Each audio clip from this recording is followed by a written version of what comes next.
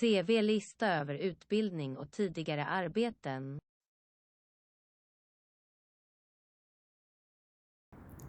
ስሩዕ ዝርዝር ናይ ትምህርቲ ዝተምሃርካዮን ወይ ድማ ናይ ስራሕ ተመክሮታትካ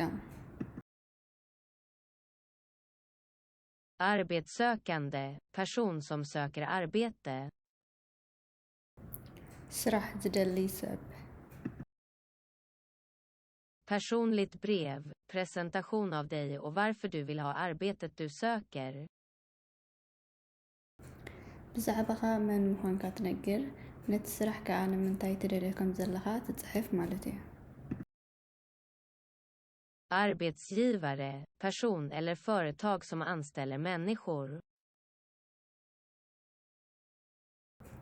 ስራሕ ወሃቢ እዚ ማለት ሓደ ሰብ ወይ ትካል ስራሕ ክበካ ከሎ ማለት እዩ Personuppgifter, personnummer, adress och annan information. ቁፅሪ ግልኻ ኣድራሻኻ ከምኡውን ካልእናትካ ሓበሬታታት ማለት እዩ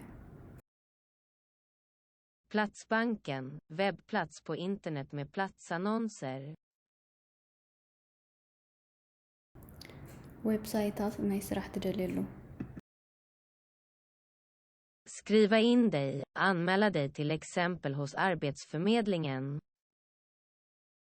ምምልካት ንኣብነት ናብ ኣርቤትስፈርሜድሊንገን ክትምልክት ከለኻ ማለት እዩ